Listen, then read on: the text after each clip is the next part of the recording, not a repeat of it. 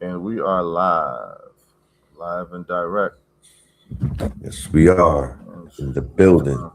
we're gonna wait for some viewers to tune in.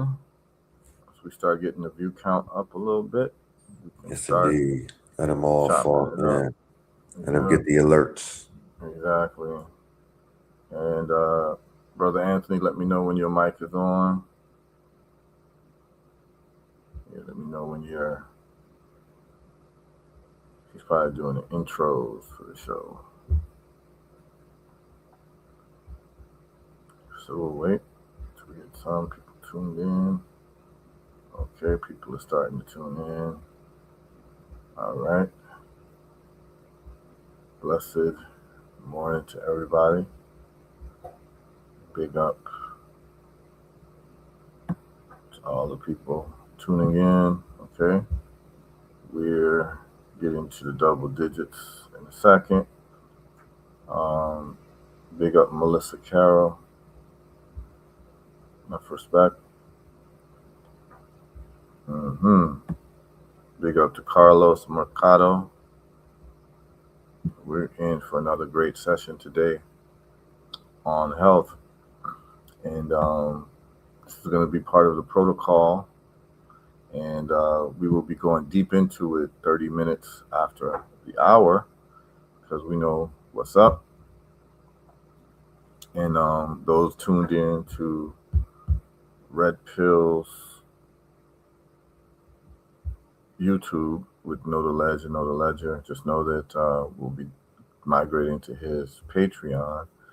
Those people watching me, if you're watching me on YouTube, uh, I would tell you to migrate to herbalresults.net and go to the live stream there.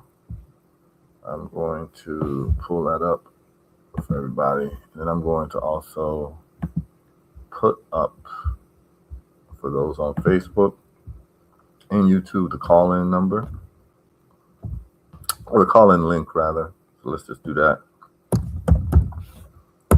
Anybody wants to call in, talk about whatever they want to talk about, ask any questions, we'll be available for all of that.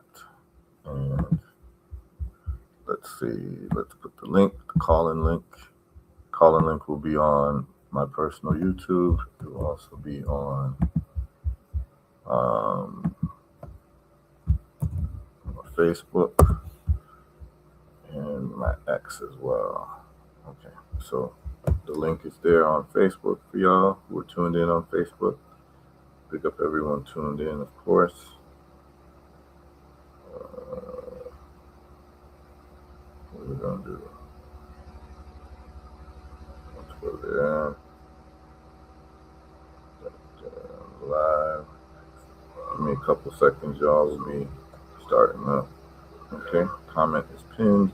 Let's go to YouTube and pin the comment. And hope everyone had a nice few days. I was in Richmond. Big up to the Richmond posse, Richmond crew. It was beautiful seeing all of y'all there at the lecture. Um, we did a very truncated lecture. You know, people sat there for about 5 6 hours and got some great information and some great modalities to solving their problems. So, um, Health Results Mondays, we're going to talk a little bit about the lecture in Richmond, Virginia, and it was Juneteenth, and so Richmond, Virginia is a very historical place for us as a people. Um, we can talk about that a little bit for people to understand what we're dealing with, and it's all tied into health and wealth um, as a people. So let me just put this call in there, and we're going to pin that on my YouTube. Okay. Big up to Carlos Mercado tuned in on my YouTube, and we're going to also set up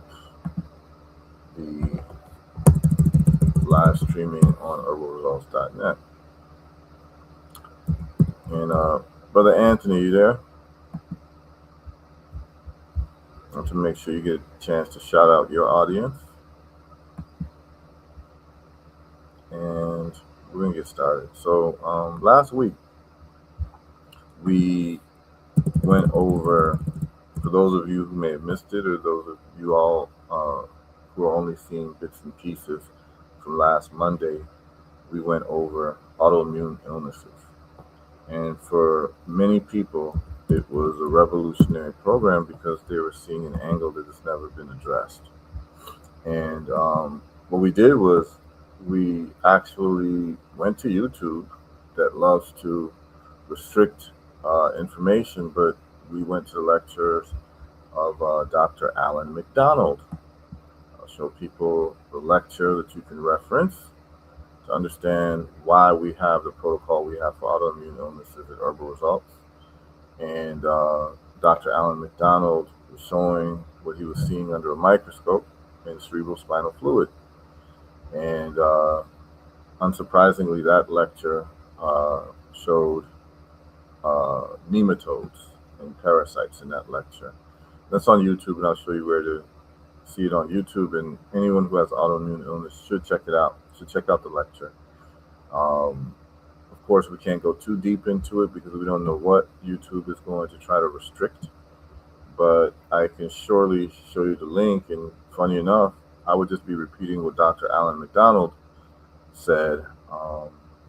And that lecture has not been taken down. So I'm going to give you all an opportunity to look at that. So what we're going to do is I'm going to share that with you all so you all can actually see it. It's important for you all to be able to see really what's going on in this world, and a lot of this information is not commonplace. So, and the results are reflected. So what I'm going to do is I'm going to share the title of the video that you all should check out if you want to catch up to where we're at in this autoimmune disease issue. And there we go. This is it here. And I'm going to share the screen with you all, and I'll give you the title. Then you can move forth from there. Brother Anthony, is your mic on? Yeah, I've been talking, brother, all this time. My mic was off. Oh yeah, we couldn't hear you, man. Yeah, I was talking, but anyway, big ups to you. I heard you. Big ups to Brother Red Pill. I am here this morning. Please proceed. Excellent, man. Big up to all of those at Sankofa Revolutionary Radio. So I did give a lecture in Richmond, Virginia, which is a historical place. And we'll talk about the historical nature of Richmond, Virginia in a second. But I gave a lecture, and nothing but beautiful people showed up.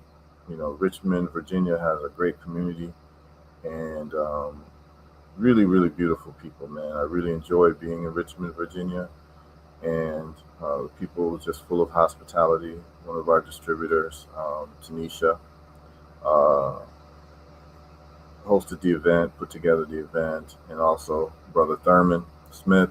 And really what happened was that Thurman Smith attended my lectures in Washington, D.C., became a distributor for Richmond, Virginia, got his daughter and his granddaughter involved. His granddaughter had a very, very bad case of celiac disease.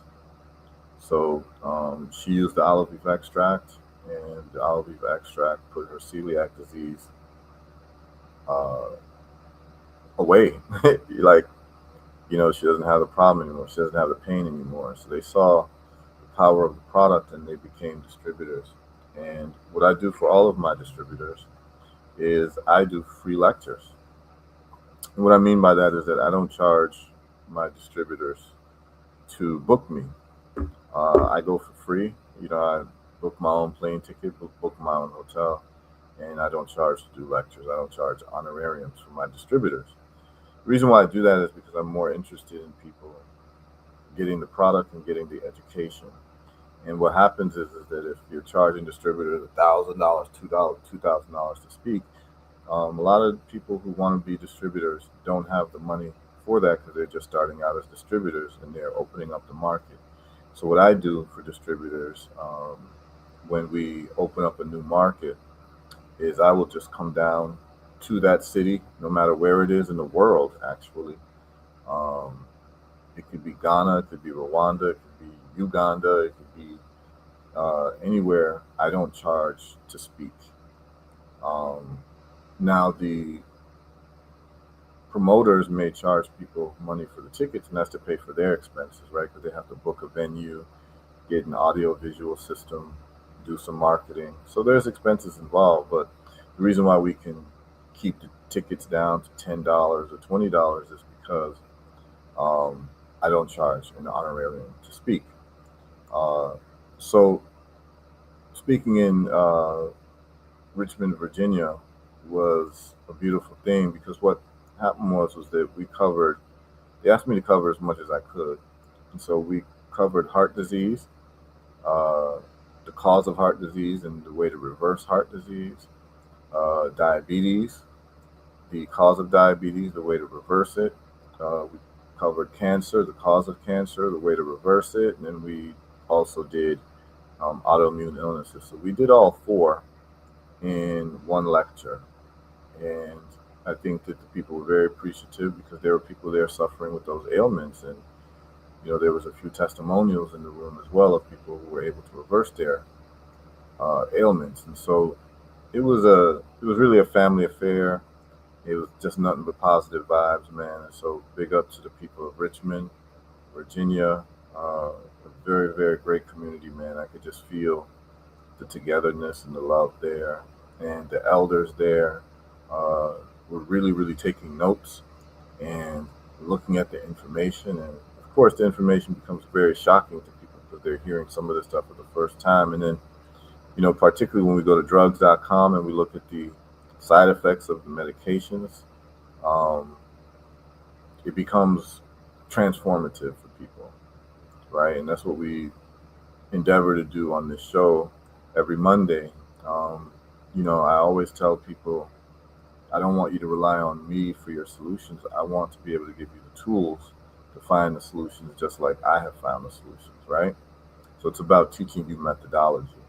And my homework assignment to everybody when I do lectures, and those of you all listening right now, whether you're listening on Facebook, YouTube, X, Patreon, or what have you, my goal in terms of first level homework for all of you is to know how to go on drugs.com, put in the name of your medication that you're taking or your family's taking, or the name of the medications that they're taking, because usually it's more than one. And then to look at the side effects listing. So all you do is go to drugs.com, you put in the name of the medication, and you put in 2 words, side effects. And then you scroll down to where it says common, long-term, and severe.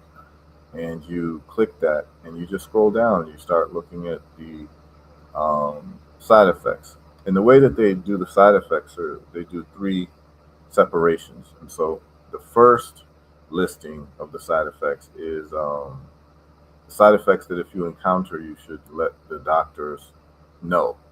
In other words, it's serious enough to let them know. So they give you those listings of side effects. And then the second listing that they have below that is the non-serious side effects. In other words, if you get these side effects, such as like erectile dysfunction or these other things, they say you don't have to contact your doctor. It's basically they're saying it's okay, stay with it. And then the third listing of the side effects is what they call a section for healthcare professionals. That's for your doctors, that's for your nurses to know. And what that one does, and it's very useful, is that it separates all the side effects based on organs.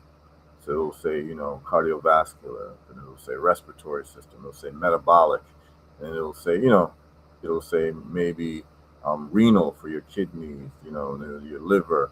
So it breaks it down based on different organs. And it's very important that all of us, whether you're on a statin drug you're on a high blood pressure drug, you're on a diabetes drug, you're on autoimmune illness drugs, or whatever you're taking, particularly pharmaceutically, you need to know the side effects.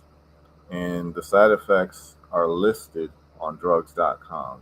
That's very important. So if you don't get anything out of our talk on Mondays, please start instituting doing research on drugs.com. Everyone has a smartphone, and you can use your smartphone to get the answers to your questions around the side effects of the drugs that you're taking.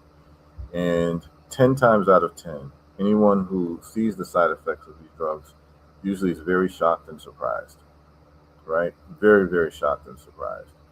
And I do that exercise all the time because it's quite necessary. Just for some housekeeping, I will be in London, England, giving a health lecture, Herbal Results health lecture. So I'm going to share that information. I know that we have listeners all over the world, particularly on Sankofa Revolutionary Radio. I know we got listeners, all over. And Red Pill. Oh, I also want to big up Red Pill and Brother Anthony Muhammad because many of the people who came to the Richmond lecture came because they are loyal listeners to Know the Ledge, Know the Ledger. They shouted out Red Pill.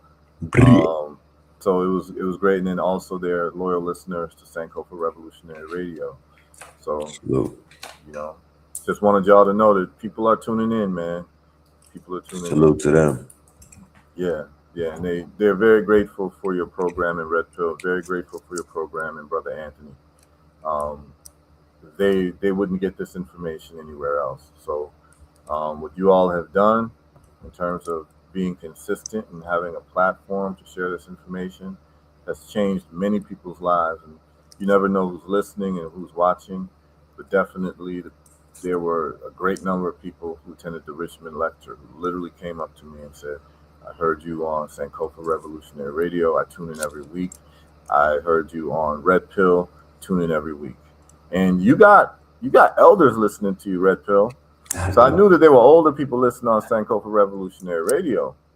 But I know Red Pill is, we got the elders in the building. Yeah, the elders. I mean, there was an 80-year-old woman who was like, I found out about you by watching Red Pill. I was like, like, wow. I rock with the elders. They rock with me. You feel me? Grandmothers are definitely rocking with Know the Ledger. They're watching.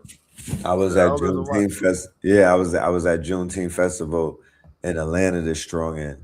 There's a lot of elders that was pulling up on, and I was with Mama Pill too. So elders was pulling up on us. Yeah, they tapped in. Yeah, man. So you never know who's listening. You think it's maybe younger people tuned in, but it was definitely 80, 90-year-old people are tuned in, and that's how they find out about the lecture. So what I'm going to do is I'm going to share. Hey, before you share, brother, let me know, because I got speaking of listeners, I got one that want to get in with you, have a question. So okay, yeah, we're going to do that, particularly as we transition off of YouTube. We'll take the listeners' call because I'm not going to censor anything when someone calls in and they ask a question. So we don't censor here. We don't do any censorship over here. So let me just share this right quick. So this is the London lecture for the international audience that's tuned in. Actually, a woman attended the lecture in Richmond, and I told them that I would be in London. And she said, oh, if you're going to be in London, my daughter is in Paris, and she will come from Paris to the London lecture. I was actually kind of surprised to hear that. But this is how serious this information is. People are traveling countries to come to lectures. And so this lecture is going to be presented by Global Legacy Builders, and they're affiliated with the Nation of Islam as well. And they're bringing me to London to do this lecture on Saturday, and I believe we'll be adding a Sunday date. And this is the title that I go by, Illness Reversal Engineer, IRE. I consider myself, someone who engineers people's illness reversals by using first principles thinking. And that will be Saturday 11th of July 2026. We start at noon and we end at 6 p.m. We'll be starting at noon sharp. The title is The Path to Eradicating Cancer and Autoimmune Diseases, How to Prevent and, if necessary, Treat the Following. Then we have cancer tumors, and we're going to also talk about high blood pressure, diabetes, kidney failure, autoimmune disorders, and more. So those people who are interested, you're going to go to globallegacybuilders.paperform.co, and you can get your tickets there. Okay, and they have packages for people in terms of getting products as well, consultations and all that. So we'll be doing that in London. It'll be, I guess it's going to be at the DoubleTree by Hilton. So it'll be in a conference room at the Hilton, London, Kensington, 100 Cromwell Road. I guess that road is named after Oliver Cromwell. London, SW7 4ER. Okay, you can register below. So you would just go to globallegacybuilders.paperform.co. We expect it to be standing room only. So try to get your tickets. There's been a lot of interest, and I've been informed personally that there's a whole community in England who's been using the olive leaf extract and our cancer eradication protocol.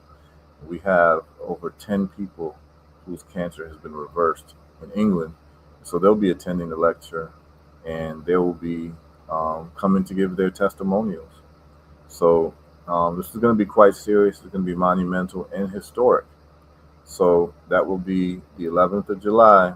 I will be in London, England, giving y'all this ism on health and how you can safely reverse these problems from the comfort of your home, and give you the scientific literature, give you the testimonials, give you protocol and all that. And our London distributor will be there, and so products will be available for people to purchase at the lecture like we always do. It'll be a one-stop shop. You get your information, you get your products, you get your protocol, you get your scientific results, you get your testimonials.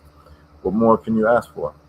This is what we do. This is what we've done in Brother Anthony invited me to come to Alabama. It's my first time to Birmingham, Alabama. I was able to see some of the history of Birmingham, Alabama. So Brother Anthony gave me a tour of some of the historic places and some of the historic names, and it's beautiful to meet the people of Birmingham. And we did the same thing there, provided people with the information, the science, the testimonials, and the product. And Brother Anthony, maybe time for us to do another lecture in Birmingham. What do you think? Is your mic off, Anthony? Again, I gotta keep remembering that. And you know what? I'm thinking let's get you and Brother Red Pill here at the same time. Thoughts and comments, man. Yeah, let's do that. How do you feel about that, Red Pill? Yep, I love it. It's a beautiful idea. Let's make that happen. Yep. All right. Okay. We can do that. That would be. We could do that very soon as well, before the end of the summer or the beginning of the fall. Yeah, let's look into it. All right, let's do it. Okay. All right, y'all listeners out there, y'all let me know. Contact me. All right, go ahead, Brother Heru. We still got that caller waiting to get to you. Okay, we can get into it after we hit 9:30. We'll get into it now. Because I was in Richmond, Virginia, I want to make sure that we big up the history of Richmond, Virginia, right? So all of this is connected. And in Richmond, Virginia is a historic place because of a man and his comrades. His name was Gabriel. Now, he's known as Gabriel Prosser, but that was not really his last name.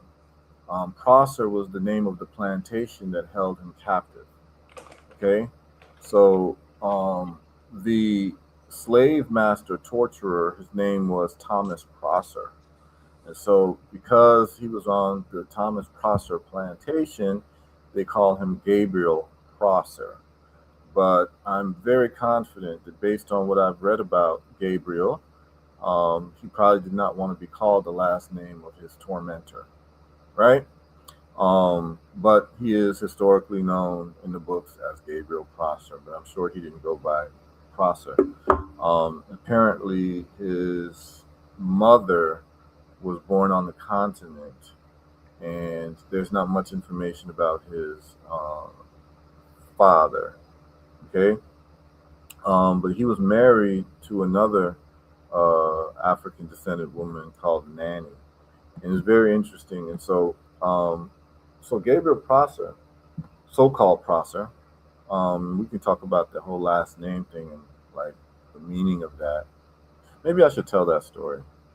So, the last name indicates ownership or belonging, right? Right. Like where you belong to. And so, like even with European last names, like of royalty, they would never have like last names. They would just have the last name of the village or the town or the kingdom that they ruled, right?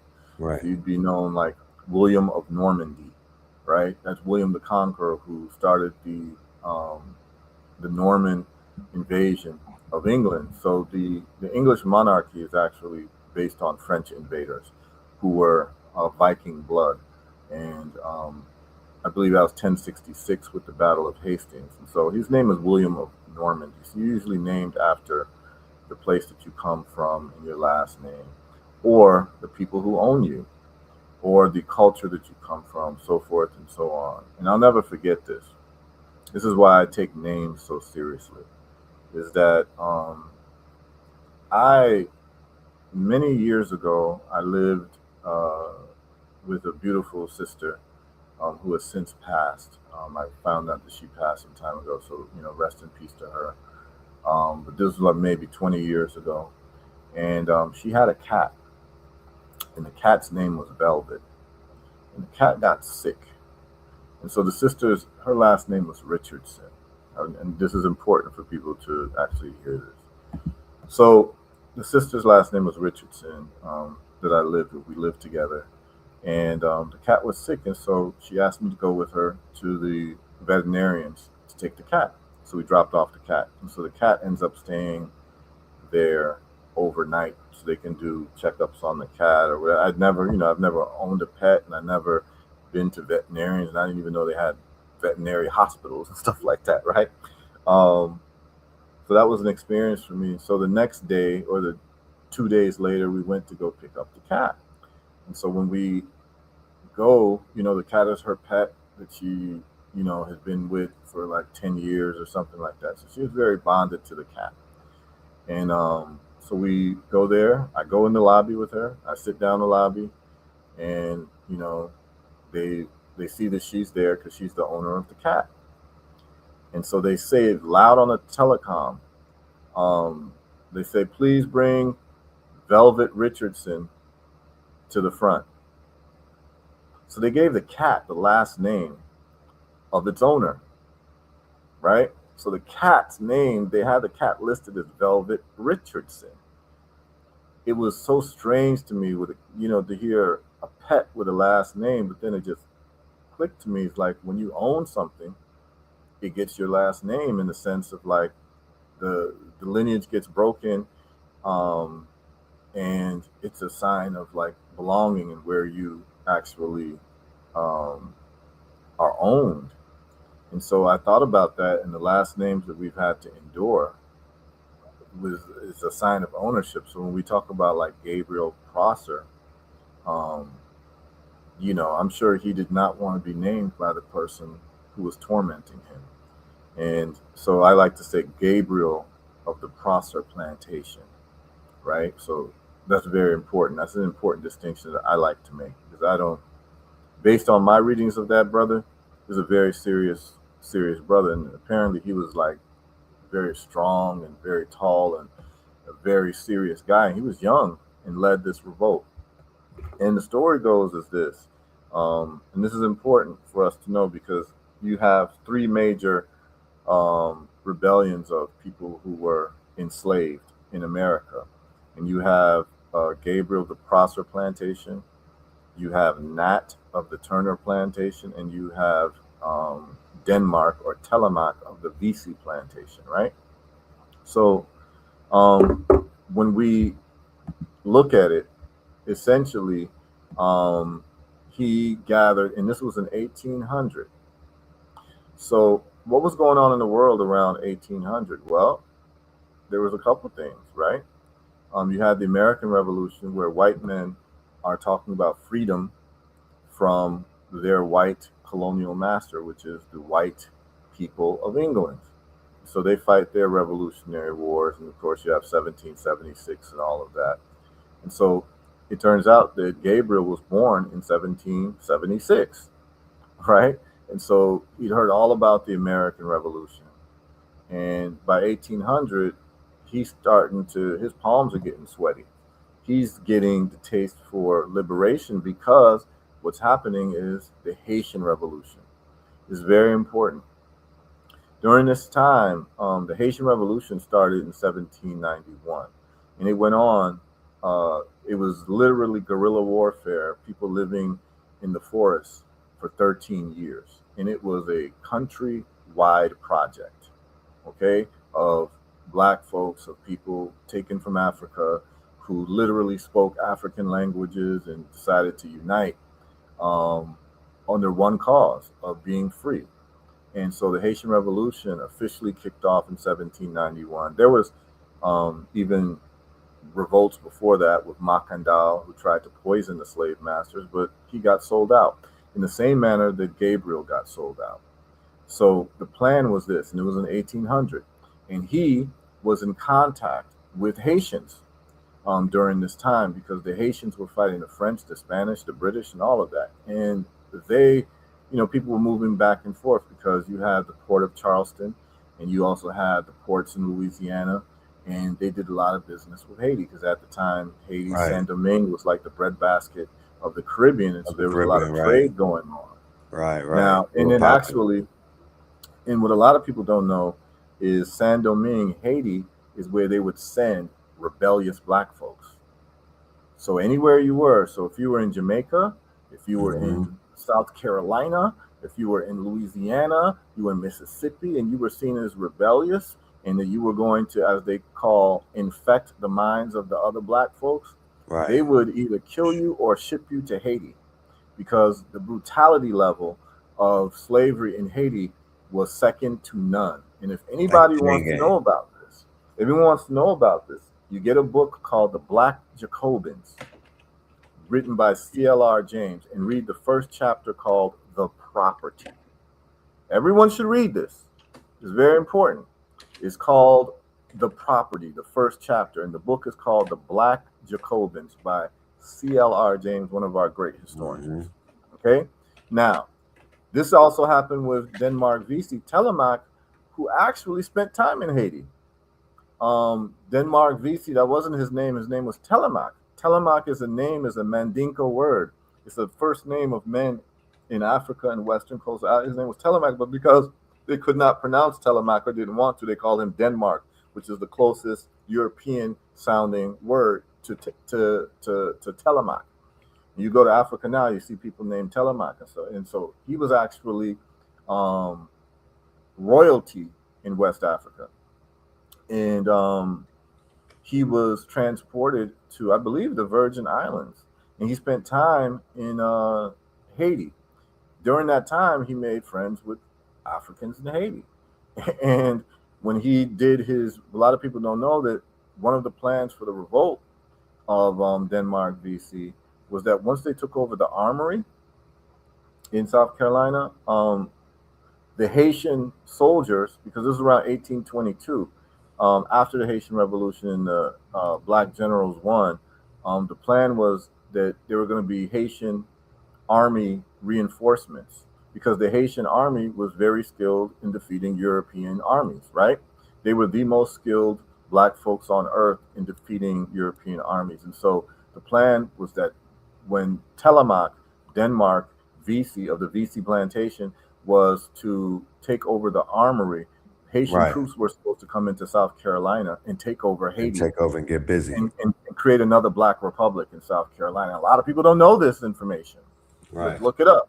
Now, and that's why this whole separation of black folks based on where we're born is just ahistorical. Like we've been always getting with each other and trying to solve this problem. Just those of us who don't want us to solve the problem are the ones who love division. Okay. So let me ask you this. Yeah. Can you put a value to an actual story where that actually did happen and, you know, the Haitians did come and get armed? What is the what would the value be? Listen. Okay. So Yeah. here's the deal, bro. Like this is a very important conversation before we start the health stuff. Patreon This is all stream, right? related. And while we're Check this breaking this out. down, family, I encourage you to click on the link and go over to the Patreon. I will be ending the YouTube. So even if you don't want to go to the Patreon, the YouTube stream is going to end because we're going to go into the territories of too hot for YouTube talk. And yeah. Yep, we're going to be doing that. We're going to transition pretty soon. Yes, but sir. This is an important conversation. So what a lot of people don't know is that the Haitian Revolution was so inspirational because at that time, all black folks on this planet Earth were pretty much under the foot of European slavery or colonialism, which is just another form of slavery. I'm talking about on the continent, and I'm talking about in the Americas, whether it's North America, South America, or the Caribbean.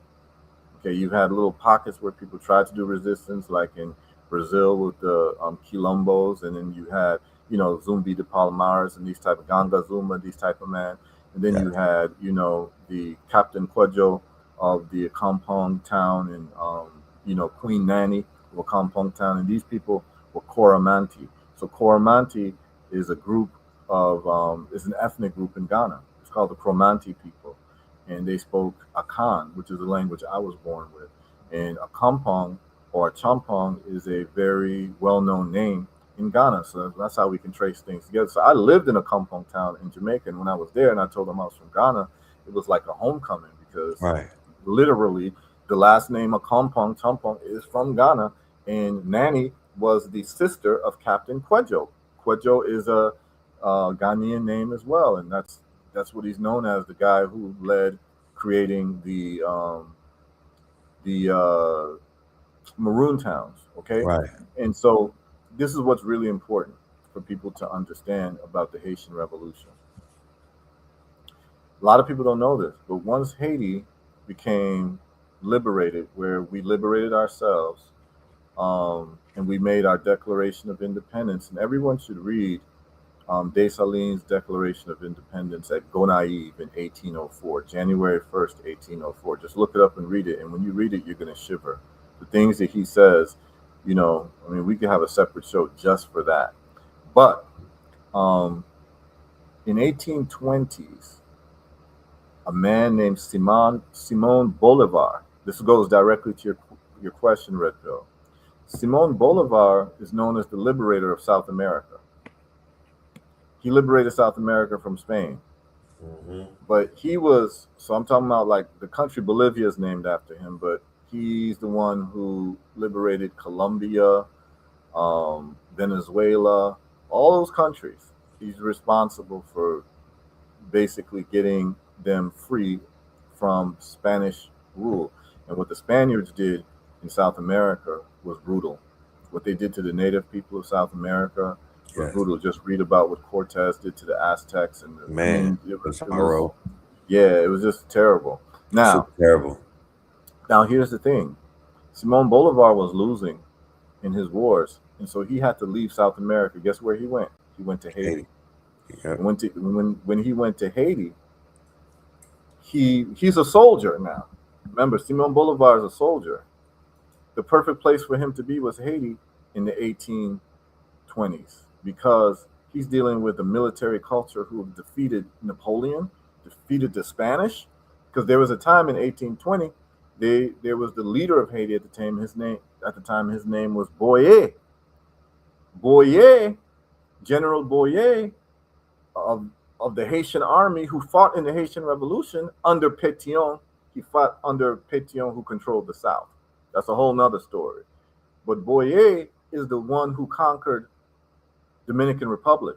So there was a time when Haiti conquered the Dominican Republic and the whole island was run by Haiti. A lot of people don't know that, but the people of Hispaniola know that, and there's been a lot of resentment that the Dominican people have against Haitians for that history, right? And a lot of people don't understand that. But Haiti actually, because there was slavery going on in Dominican Republic, and Boyer and them got rid of it, okay, and liberated the whole island, and it was run by Haitians for a time, right? Boyer hosted Simon Bolivar, gave him weapons and gave him training, further training to defeat the Spanish. Simon Bolivar was always indebted to the Haitians. Here's the problem, and here's your question. Here's the answer to your question. You ready, Red Pill? Here we go. When Boyer and the Haitian generals trained and gave Bolivar weapons, because a lot of these weapons they had confiscated from the Europeans, right? So you can go right now even to La Citadelle, which is in northern Haiti in a place called Milo. You have to ride a donkey or a horse up there for like 2 hours. That's how far up it is. But you see cannons. There's about 360 cannons there with cannonballs, and all the cannons have the insignia of the different inscription of the derriere. Yeah. And basically was aimed in any direction. So if the French came back again, we would be able to take them out with these cannons, right? Well, Boyer gave Simon Bolivar cannons. He gave him munitions. He gave him all types of training how to do like guerrilla warfare against these people, because a lot of times when they fought in certain sections. The way the Europeans would fight, they would fight in sections. But then if you're doing guerrilla warfare, you're able to pick them off in different ways.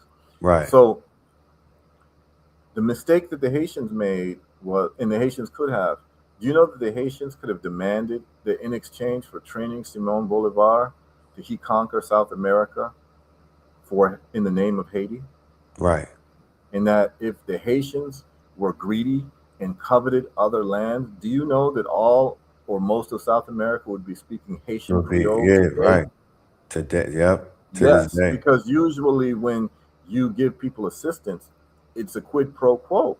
You scratch my back, I scratch yours. We expand territory. But the Haitians at the time were not interested in expanding their territory beyond the island. They didn't want to bother anybody. They just wanted to be able to do good trade. So the whole thing was, you can free up, South America. We can start doing trade, because at the time, Haiti was being punished for just the thought of black people being free.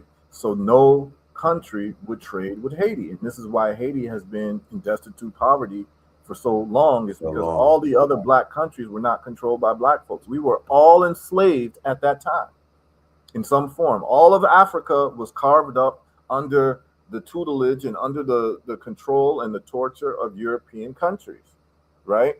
And all of the Caribbean was, and our people in America were also enslaved during the 1800s as well. And so there was nowhere for Haiti to do trade when it became free in 1804. And so Haiti was left on its own, man. Just like how Cuba is left on its own, right? You have an embargo and you can't do business with anybody, right? Mm-hmm. If the Haitians would have coveted other people's lands, Haiti could have expanded itself and made South America Haiti. This is fact. You'd have people now who in Colombia speaking Spanish, like you were just in Colombia, Red Pill. Instead of people, ¿Qué pasa? Or however they say it in Spanish, you'd be saying "sac passe." This is real, history.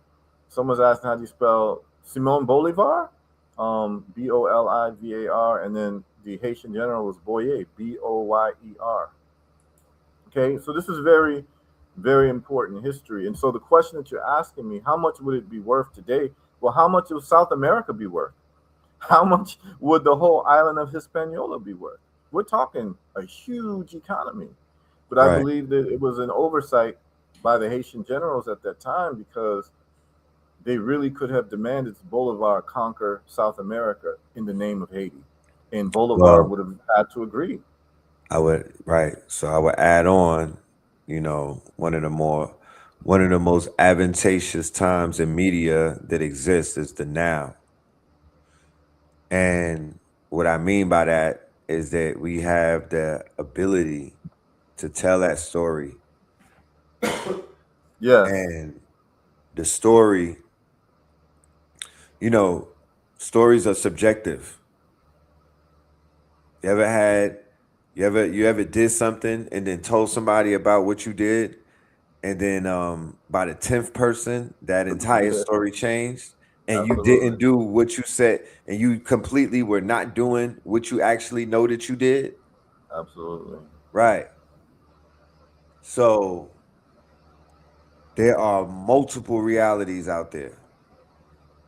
We only know the reality that they tell us. Exactly. That's why we have to tell our own stories, and I know where you're going with this, and that's why we're gonna create our own films. You are on point, right? I know. I mean, my bucket list item before I leave this planet is to literally do a movie on the Haitian Revolution. Well, that bucket is here. The bucket has landed, my brother. Yeah, You feel me? The I bucket want to has do my landed. own, and it's not a movie; it's a series because you can't tell the Haitian Revolution story in one movie. It has to really be. I really would do like a 3-season series. 3 seasons, right? Yes, 3 because seasons. because you have to cover Makandal. Well, you have to cover Africa and Benin. Yeah, the 3 acts. Yes, so Put it in 3 Benin, acts. Africa, and then up to Makandal, right? You have to cover that, and this is very important. Like people don't understand how important this is. Like I'm gonna tell this quick story. So when you go to Haiti, and you go to northern Haiti, I had the privilege of actually meeting people in Haiti, in northern Haiti, who were like 100 years old, whose grandparents fought with Toussaint. Okay, I actually met these people, and so when you go to Milo, which is in northern Haiti, so the capital of northern Haiti is Cap Haitien, and so you drive a little bit to the east, maybe 20 miles to the east, or 15 miles or 10. I don't know. I don't have the mileage, but it's a little town called Milo. That's where Sans Souci Palace is of Henri Christophe, and that's where La Citadelle is. That's also where another thing that's of historical note is called the Benin Barracks. The Benin. Have you ever heard of the Benin Barracks? No. Okay. So the Benin Barracks is very, very important because Henri Christophe, who was crowned the king of northern Haiti, who fought under Dessalines and Toussaint. So the way it went is this: is you have the Haitian Revolution. It really starts before what they call the Haitian Revolution with Makandal, and then after Makandal, you have Boukman. Boukman is coming from, and we're going to get back to this Gabriel Prosser conversation too, or Gabriel of the Prosser plantation, because it's all connected. Because he leaned on the Haitians to actually do the revolt in Richmond. Now, you had Boukman, and Boukman came from Jamaica, but he came from West Africa. Right. But he was able to read because he was Muslim, and that's why he was called Boukman. Okay, but then they also named him Doti Boukman, right? And so he was in Jamaica, and he was causing trouble in Jamaica, and they deported him to Haiti so they could teach him his lesson. As I said, Haiti was the torture ground that they would send all rebellious Africans. Okay, when he gets there, he starts a revolution, and the revolution is with a woman named Cecile Fatima, and people should read about Cecile Fatima, and another woman called Mambo Marionette, and they have a ritual that they do at a place called Bois-Caïman. Bois-Caïman is in northern Haiti, so a lot of the serious stuff of the Haitian Revolution was in northern Haiti. Everyone, I feel like any black person who lives in the West Hemisphere, we should be going to Haiti as a pilgrimage to understand this history and understand the connectedness and the miracle that was done to defeat Napoleon. Because Napoleon was abusing all of Europe, man. He was going crazy in Europe, and Napoleon has his letters to his general named Rochambeau that he needs you to do two. He said he needs Rochambeau to do two things: bring him the head of Jean-Jacques Dessalines, and then to commit genocide on the whole island for all the black people on the island, because according to Napoleon, he referred to us as macaques, monkeys. And so he said that the monkeys, the black people, he referred to as the African monkeys of Saint-Domingue, have to be exterminated because they have been poisoned with the taste of liberty. Right. This is what was said. And so the goal. So if Dessalines did not win the Haitian Revolution, because a lot of people think Toussaint did, it wasn't Toussaint. Toussaint was actually kidnapped and taken on a boat and ended up dying in Europe because he was trusting the French. They told him don't go on the boat, and when he went on the boat to so-called negotiate with them, they imprisoned him, and he ends up dying from starvation in a prison cell in France. Right. Dessalines was more ruthless, and he wasn't having it, and Dessalines ends up winning. But if Dessalines would have lost, the whole island would have been exterminated from black people. This is a very serious thing, man. And so when you go to Milo, what you see in Milo is when you get there, you'll see, like, facing you, you'll see Sans Souci Palace. To the right is the Benin Barracks. Up behind Sans Souci Palace, way up the mountain, is La Citadelle, right? Now, the question is, what is Benin Barracks? Well, this is how the story goes, is that Dessalines told Henri Christophe to build La Citadelle, which is actually the biggest man-made structure in the Western Hemisphere. A lot of people don't know that. And it like housed I think 10,000, it can house like 10,000 soldiers. And it's way in the mountains in the clouds. And as he's constructing this, because Henri Christophe was a master construction, he was a mason. He was a master mason because he's coming from Grenada. And if anyone's been to Grenada, it's very mountainous, and they know how to build on cliffs. So Henri Christophe was the perfect person to build on cliffs. And he was told that there was a slave ship from France that had hundreds of Africans on it from Benin. A lot of Haitians actually have their roots from Benin. Okay. And so what they were doing was they were taking, and the way that you can actually tell where people were coming from is the languages. So what the French would do is they'd have their French territories like Benin, Ivory Coast, Senegal, and then they would bring people to the Caribbean that are now the French-speaking islands. And so if you speak French, usually you'll be related to someone in the French-speaking Francophone Africa.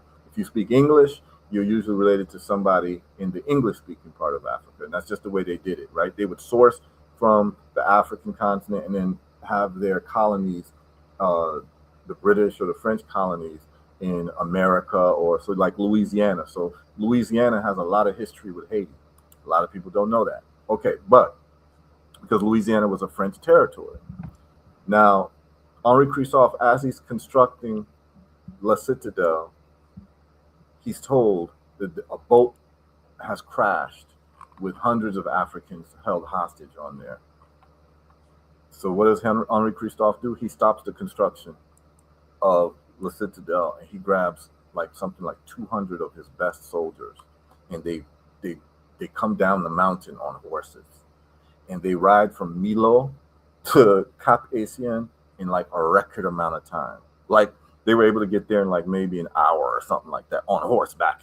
You know what I'm saying? Riding with soldiers and their weapons and everything, and they go and they raid the ship and they kill all the Europeans on the ship and free all of the Africans on the ship.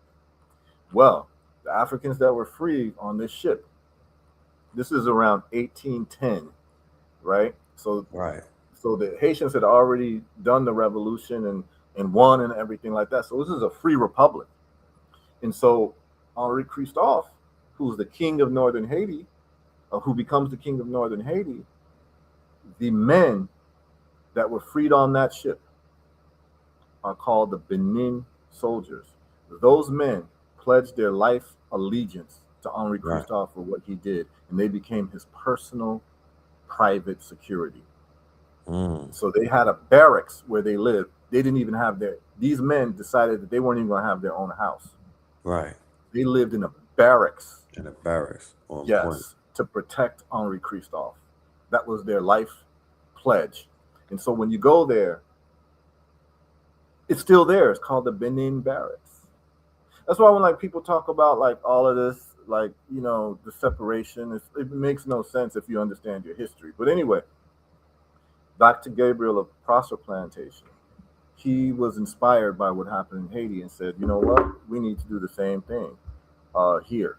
And so he did it, and he gathered 1,000 black folks together, and the plan was to take over the Richmond Armory where they hold all the weapons. And this was done on August. It was supposed to be planned for August 30th, 1800. And they were literally, part of the plan was to capture the governor at the time. You know who the governor of Richmond at the time Who? was? James Monroe. He later became president of the United States. So if Gabriel Prosser's plan would have worked, James Monroe would have never lived to become president. Right. Very interesting history, right? Yeah, James Monroe was the, governor representing the white population and the enslavers, as he was a slaveholder himself, and he later became president. But the plan was to take the Richmond Armory, capture Governor James Monroe, and then to kill all the slave masters. Okay? But what they wanted to do was also spare the Quakers, because the Quakers were anti-slavery. And then to announce that Virginia was free from slavery. And it involved 1,000 of our people. Okay? Right. And they had swords, bayonets, bullets, and all of that, right? But guess what happened? On the day that was planned, which was August 30th, this day will go down in infamy, there was a big thunderstorm. And it flooded all the roads and the rivers. And it prevented them from actually coordinating what they were supposed to coordinate, because the roads were blocked, all types of things happened. And then don't forget these names: Tom and Pharaoh. So they were Tom and Pharaoh. They were owned by they were owned by a guy named Mosby Shepherd of the Shepherd Plantation. So they may call him Tom Shepherd and Pharaoh Shepherd. They ended up warning the white slave masters of what Gabriel Prosser was planning. And Gabriel Prosser was able to actually escape. And Governor James Monroe, who later becomes president, mobilized a militia. And Gabriel got away for about 30 days. And they were getting on a boat to leave the country. And guess where they were going? To Haiti. They were going to Haiti. And Mosby Shepherd's enslaved people, Tom and Pharaoh, were the ones who were the informants. And Gabriel the Prosser Plantation, he had made it all the way to Norfolk, and he was caught on the boat with a couple other black folks too, and they were going to Haiti, and they were all, and it was October. He was killed and hanged. And the thing about Gabriel too is that they tortured him and asked him to give up other people, and the story is that he refused to give up names, and they tortured him, and on October 10th they killed him. Okay, and so that's the history there. And so when I go to Richmond, I feel that energy. Okay, I feel that. And so when I was there, when I was there giving the lecture, I'm like, I'm in Richmond, and I'm just feeling the energy, man. I'm feeling the energy. I felt it too. I call it Rich Brown. Yeah, man. And so I just want to make sure that we give a tribute to Gabriel of the Prosser Plantation for doing what had to be done, And again, he was sold out by some other black folks who did not believe in black or African unity. Okay? And so that's the story. Okay? And this is the same thing that happened in 1822 with Denmark of the Vesey Plantation, and in 1831 with Nat of the Turner Plantation. Okay? Right. This is what happened, is that you always have leading lights who want to unite our people so that we can be free, but then you will always inevitably have those who love separation and love to be informants and love to get crumbs from the master's table and sell out our people. And that's just what it is, man. And so, salute to our good brother Gabriel for the work that he did, and Richmond is a sacred place as far as I'm concerned. So big up to the people of Richmond. Let's get into this health conversation now. All right, So, family, we're about to move over to Patreon, and I would love for you to join us. Yeah, we're going live over there in about 2 minutes. And because of there's a limit. Well, we can't even broadcast on YouTube because they censor this conversation. So we'll have to shut down both pages because we do not want any strikes, or we don't want any type of issues with these quote unquote platforms. I dropped the link in the chat. Let me see if I could put the QR code. Oh no, I don't have access to that. Yeah, the link is in the chat. All right. Peace, love, and light to everybody. But yeah, join us. Red Pillar, Patreon / Red Pillar, REDPILLAR. okay. Yes, please transfer over there. And then those of you watching me on YouTube, you can just go on herbalresults.net. We're going to be live there. And just go to the live stream on um, the navigation tab. If you're watching on Facebook, we're going to keep this going on. Those of you tuned in Sankofa Revolutionary Radio, just stay where you are. And we're going to get into this conversation around autoimmune illnesses and the second prong of autoimmune illnesses, okay? And how we reverse this. And we're talking about multiple sclerosis, lupus, rheumatoid arthritis, Sjogren's syndrome. We're talking about Hashimoto's. We're talking about Crohn's. We're talking about Graves' disease. Any of these things that they want to call autoimmune diseases. I'm going to show you all how it's being resolved in different parts of the world that you're not being told about. Okay, and then I'm going to share with you all our protocol where we've been getting success in reversing these problems. Okay, and so I see that people are making their transition. So if you're tuned in, those of you who tuned in to me on YouTube, please go to herbalresults.net. It's about to go live there. Okay, herbalresults.net, and we're going to continue the conversation. So I am removing the YouTube stream, and I don't have much time because I have to travel, to get back home. But we're going to cover this, and then I'm going to run straight to my transportation so I can get home. So, people of Richmond, it's been beautiful. Enough love to you all. Enough love to our great, great brother, Gabriel of the Prosser Plantation in Richmond. Okay. And so we are going to remove the YouTube. Those of you tuned in, please go to herbalresults.net. Those of you tuned in on my YouTube. Okay. And we're removing that now. Okay. And now we are going live on herbalresults.net. Okay. So if you go to herbalresults.net, you should be able to see us live there. Let me make sure that it's on and popping, and we're going to get with this, and we're going to take the caller. If you've been waiting all this time, we're going to take you first, caller, on Sankofa Revolutionary Radio. So I think we are ready to do that. I think we're live now. Are you live now on Patreon, brother Red Pill? Yes, we should be live now. Okay, and we're live on herbalresults.net as well.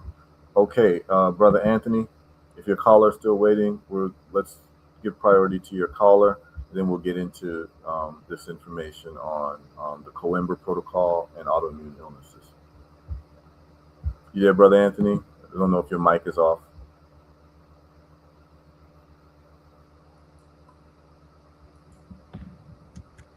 Brother Anthony Muhammad, Sankofa Revolutionary Radio, you still there? I want to be able to take the caller if they're still on before I start. So I wanted to give them priority because I know they've been waiting. But I did want to have that conversation about Richmond because it's a very important place in our global history. Very important.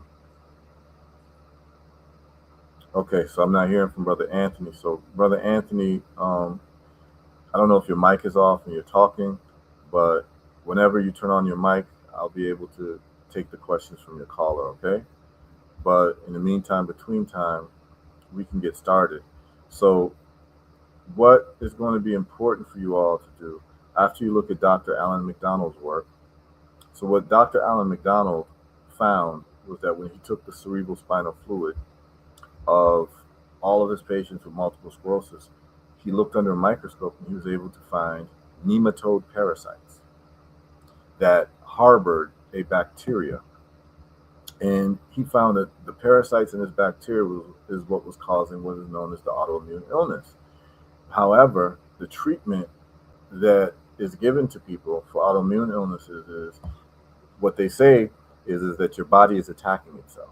The immune system is attacking your body. And it turns out that's not really the case. You actually have an infection. Your immune system is trying to clear that infection, but the immune system has been weakened, and has been further weakened by the corticosteroids that they give all autoimmune patients. So the theory is that your immune system is attacking you, so that what they want to do is they want to shut down your immune system. And they shut down your immune system with these things called corticosteroids. The problem is that people with these autoimmune illnesses end up dying from opportunistic infections such as pneumonia because they have no immune system, because the theory is if the immune system is attacking you, let's give you medicine that's going to basically give you no immune system, which is completely crazy, right? So Dr. Alan McDonald, in his lectures, is able to show right here. I'm going to give you all the title of the lecture you all need to see. It's right here under what is known as Health Root Cause Channel. And it's called Dr. Alan McDonald, MD, Multiple Sclerosis is a Parasitosis. And he shows the parasites found in all of these. And it says right there, spinal fluid can contain nematode parasites. Okay? And so when you click that, this is what you're going to see. You're going to see the lecture. Okay? And I played this last week for those of you who may have missed it. And this is the section. Basically, there is a bacteria that is carried by these particular parasites, and that bacteria he's finding in people with glioblastoma, which is the most deadly form of brain cancer. And that bacteria is called right here, Borrelia burgdorferi, right there. Okay, Borrelia burgdorferi. This is found in the parasites that he's finding in people with cancer and also autoimmune illnesses like multiple sclerosis, okay? And people with dementia too, he's finding it, okay? So glioblastoma, he's finding Borrelia burgdorferi. And then Lyme disease, you're finding the same Borrelia, okay? And then multiple sclerosis, he says, is a parasitosis. And you're finding larvae, worms, eggs, and they're nematodes. Why is it important that he found out it's nematodes? Because one of the main medications they give people with autoimmune diseases, particularly lupus and rheumatoid arthritis, is a antiparasitic called hydroxychloroquine. It turns out, though, that hydroxychloroquine is not adequate to deal with nematodes, which is a different type of parasite than what hydroxychloroquine deals with. Hydroxychloroquine deals with what is known as protozoa parasites. And hydroxychloroquine does not kill nematodes very well. So that's why people are not getting full relief. So the medical system has acknowledged that there's some role that antiparasitics can play with autoimmune diseases, but they're choosing the wrong antiparasitic. The antiparasitic they're choosing does not kill nematodes very well. It kills protozoa parasites like the malaria parasite. So in Africa, we use hydroxychloroquine for malaria, which is a protozoa parasite. So they're giving you the wrong medication for your autoimmune disease. You should be using olive leaf extract, kills nematodes very well, ivermectin, and so does fenbendazole and mebendazole and albendazole. They kill nematodes very well, and olive leaf extract, based on the studies, kills nematodes just as well as those pharmaceuticals I mentioned, which is the ivermectin, the fenbendazole, mebendazole, albendazole. Okay, but the other thing about olive leaf extract is that not only does it kill nematodes, it actually kills protozoas as well, That's why we really push the olive leaf extract, because it's like it kills almost everything that's bad, right? Because it doesn't just kill one type of parasites, it kills multiple types, whereas hydroxychloroquine only kills protozoa parasites. Olive leaf extract, we're able to kill protozoa parasites and nematode parasites. And as a matter of fact, we've reversed serious malaria with our olive leaf extract. And I have that story on my Facebook. You can just put in my name, Heru Oforiata, and malaria, and you'll see a young girl whose malaria was reversed with our olive leaf extract when nothing else was working. As a matter of fact, I can show you all a picture of her real quick, just to show you how broad spectrum olive leaf extract is and why that is part of the protocol, okay, that we use for autoimmune illnesses. So what I'm going to do is I'm going to put in my name, and then I'm going to put in malaria and see if Facebook, because I posted this on Facebook to share the story with people, and so I'm going to see if the picture comes up of the young girl who was bedridden, and her father came and got the olive leaf extract because nothing else was working. Oh, here she is. All right. So I'm going to show you how well the olive leaf works with different parasites. Can you all see this young lady here? This is when I was in Ghana some years ago, and the father found out I was in the country. He found out about the olive leaf extract. And this is a 17-year-old. She was 17 at the time. This is in 2020. So she is, what, 23 now. And literally, she was on her deathbed. None of the medications were working for her. So it was a last-ditch effort. He got this for her. And within 2 days, she was up and walking and started cooking. And then within 3 or 4 days, she was able to go back to school. Her name is Rufina Kobina, and her father is Yao Kobina. And I'll never forget him coming. He took a taxi about 2 hours from where he was to my house where I was staying, and I just gave him the bottle. And that's her right there. Y'all see that?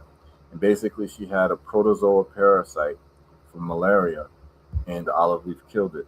But the olive leaf kills more than the protozoa parasites. It also kills nematode parasites, and that is what Dr. Alan McDonald had identified with the autoimmune patients for multiple sclerosis.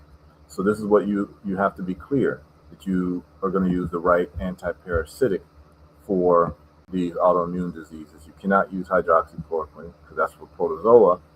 You have to use nematode killing anti-parasitics, which we're finding also in cancer patients. Okay, so this is very, very important.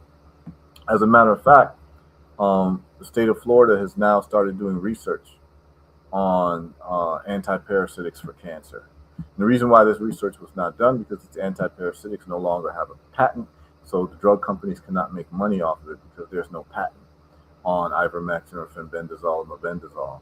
And so there's no money spent on research because they can't make a windfall from that particular drug. So they don't really care about the health of people. They just care about the money that they can get. So that's why they're all about pushing patented drugs, and non-patented drugs they don't even pay attention to.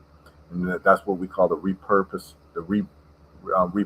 of certain drugs for illnesses. And I've done a lot of work in showing you all the parasitic connection with cancer, right? And that's why people have been reversing their cancer with ivermectin, fenbendazole, mebendazole, and all that. And why we've been getting results in reversals with olive leaf extract, because it's actually attacking the cancer as a parasite, okay?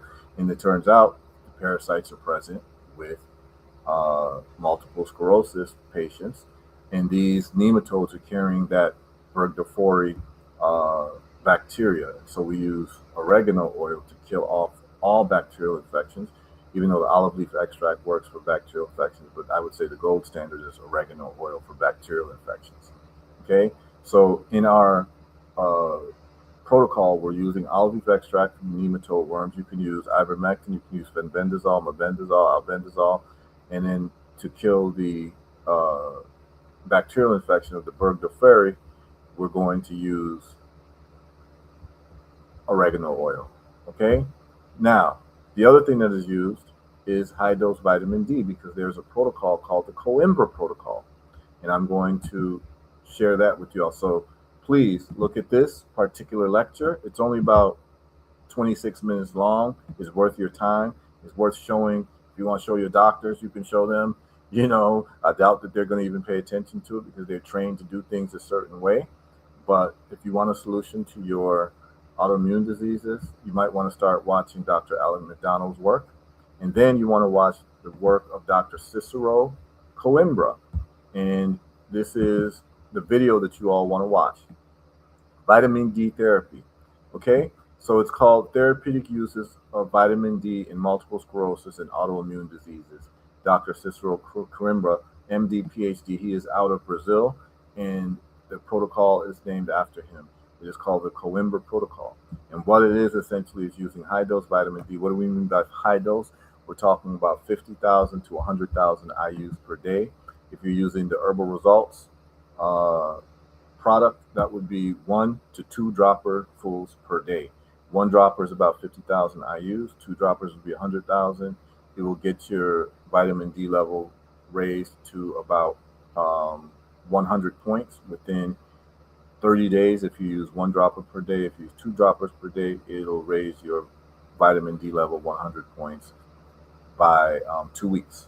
We make a very strong product at Herbal Results. Okay, so what you want to do is I'm going to play a little bit of this for you all, and then the rest will be for you all to do in terms of your own due diligence. So Dr. Coimbra is going to be talking right there and right here. So we're going to talk about vitamin D real quick, and I'm going to put this a little faster at 1.25 speed, and then let's go into it. Shows that vitamin D is essentially synthesized in our skin when we are exposed to UVB light. This occurs when the sun is high enough to produce a shadow that is not larger than our stature. If you are living in big cities, working in a confined environment, and are not properly supplemented with vitamin D, then you are definitely vitamin D deficient. Vitamin D is actually a precursor of a steroid hormone and can be turned into its correspondent active hormone in several of our cells, not only in kidney cells as most people believe. Okay, dark-skinned individuals required about 5 to 10 times longer exposure to sunlight to produce vitamin D compared to fair-skinned individuals. So dark-skinned individuals living in high latitudes are likely to develop severe vitamin D deficiency, and they are more susceptible to a wide range of apparently unrelated diseases. Okay, this is what I've always tried to tell you. If you are melanated, like you have like darker skin, you need so much more sunlight than someone who is European descended. And like he's saying, you need 5 to 10 times longer exposure to sunlight to get vitamin D. And these are people living in these northern environments. That's America. That's Europe. You're not getting enough sunlight, and so you're going to be vitamin D deficient. And as he says, all these people with vitamin D deficient have all these so-called unrelated diseases that you wouldn't think are related to vitamin D, but they are directly related because your immune system basically is impaired. Let's go further. Like tuberculosis and hypertension. Hypertension, tuberculosis. So, at least in Brazil, the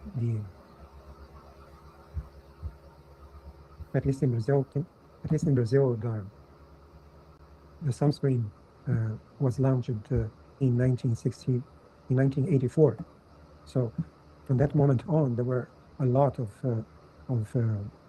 propaganda trying to make people to avoid any minimal exposure to sunlight. And this had 2 consequences. For instance, if you use a protection factor of 8, that blocks approximately 95% of production of vitamin D. And if you use a factor of 15, then you approximately 99% of the continuous production of vitamin D will be blocked. So in addition to that, the second consequence is that sunscreens can contain aluminum hydroxide coated titanium dioxide nanoparticles. And those nanoparticles can penetrate the intact skin. And aluminum is extremely toxic metal. That vitamin D is not actually a vitamin, it's a steroid hormone. It converts into a hormone in several of human cells, and it's needed by nearly all cells for their functions. Low vitamin D levels play a role in the development of many diseases. So this is the number of, just a few examples of diseases that are affected by the level of vitamin D that a person has.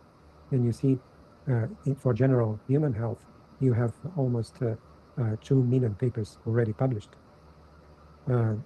This led us to these publications by Stumpf in 2012. He said that vitamin D is as fundamental as the sun and the closest we have to a panacea. Regarding the immune system, we have more than 500,000 publications available in Google Scholar. And here is just a slide to demonstrate how important vitamin D is for the immune cells.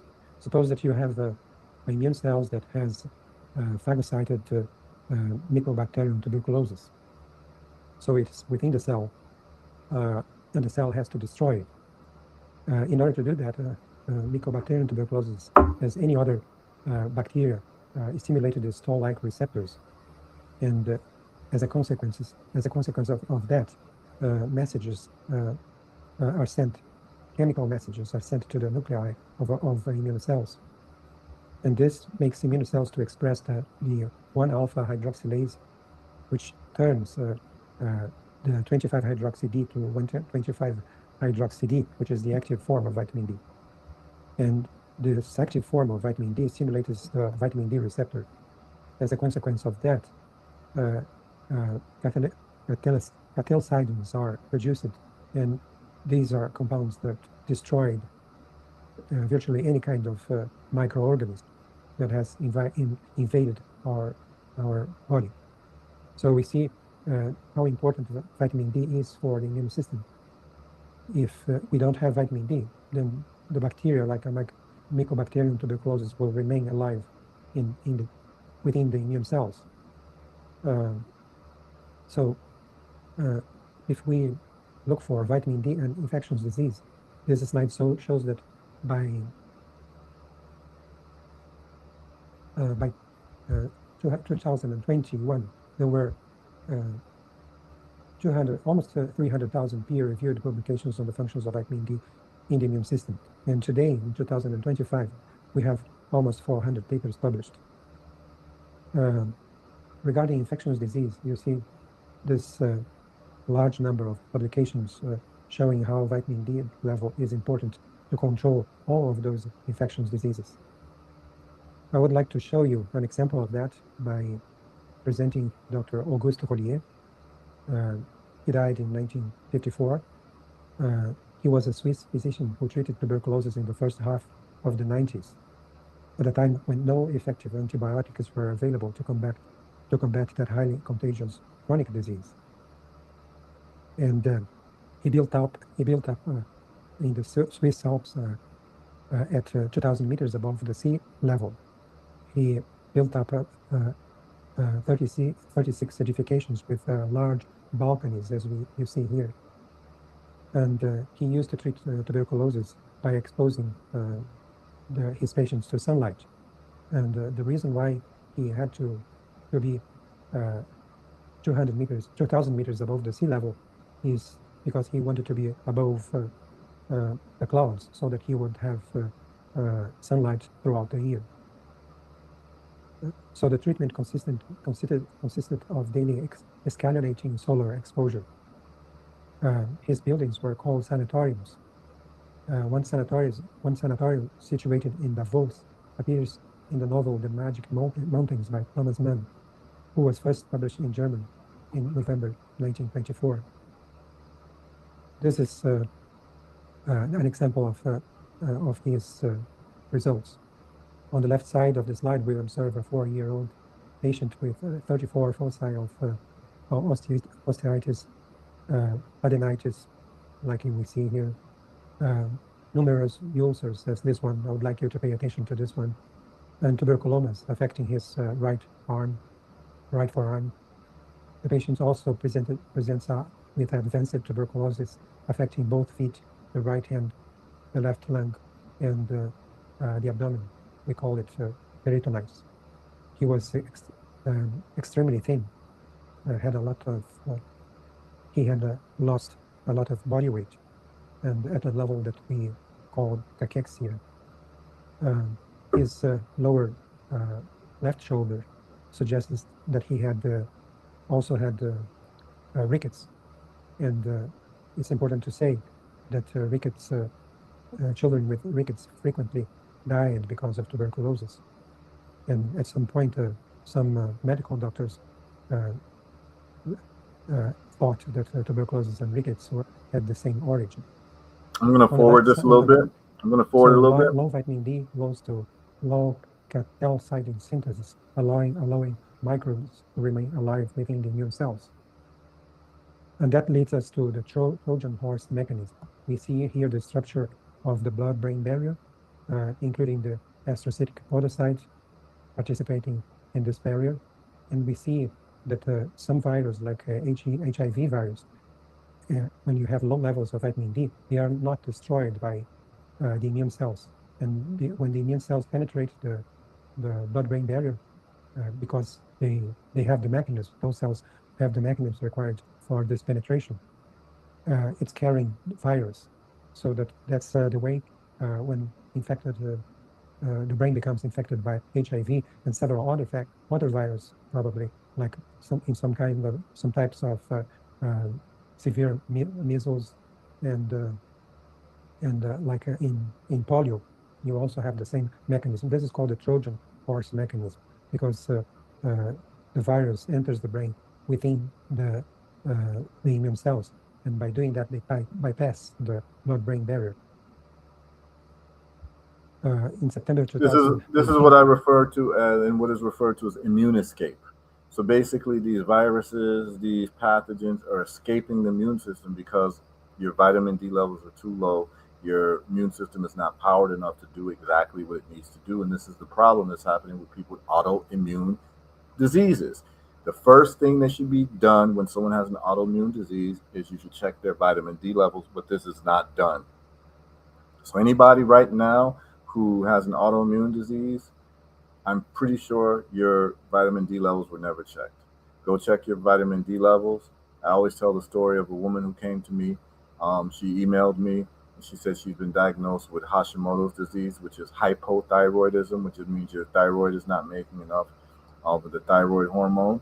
And they never checked her vitamin D levels. I asked her to go get it checked, and she later told me her vitamin D level was 2. And it made all the sense in the world. She basically had no functioning immune system. And that's why these pathogens were attacking basically her body. And it's not the immune system attacking the body, it's the pathogens attacking their body, and it's never been is not ever been really addressed. And so that's why they tell you you're going to have an immune system problem or autoimmunity disease for the rest of your life. And they've never, ever bothered to check your vitamin D levels, which is responsible for clearing your body of diseases. Okay. And this is what Dr. Coimbra is talking about. I'm going to move a little bit forward. WHO called for urgent action to end the tuberculosis epidemic. Prior to the COVID epidemic, tuberculosis was the deadliest infectious diseases. It was killing like 2,000 people per day worldwide. Per day. The combined use of multiple antibiotics to combine. We're going to move a little forward to the autoimmune disease part. Autoimmune disease. This is an important issue to our protocol. Autoimmune diseases are almost always triggered by stressful life events. Okay, and we're going to go a little further. Those genes. So if you look for a little bit further diseases, and vitamin D inhibits Th17. We have more than 3,000 papers. 3,000 papers. Vitamin D, breast cancer. The property of vitamin D related to inhibition of Th17. You see, it suppresses the Th17 cytokine production. This is one example of these publications. So this this slide is to review metabolism of vitamin D within immune cells. Vitamin D, cholecalciferol is hydroxylated in the liver and released in the circulation. So vitamin D, 25-hydroxy D, enters the cell, undergoes a second hydroxylation within immune cells, and the resulting 125-hydroxy D stimulates the VDR, vitamin D receptor, that inhibits Th17 programs and stimulates the proliferation of regulatory T cells. And these T cells is what Okay, actually kills slide. pathogens, okay? So vitamin So- D and Th17, as I told you, I'm going to forward a little VDR. bit. Forward a little bit. it means that we are. I'm going to forward a little bit. I can give you an example. Patients who have autoimmune disorders, they have polymorphic changes affecting any combination of the 9 genes that is required for vitamin D effects. So we don't know the level of resistance that a specific patient may have. So we have to test it. So we give a testing dose that could be something like 1,000 units of vitamin D per kilogram per day. And so vitamin D starts increasing, and it takes like 3, 4, or 5 months to level off.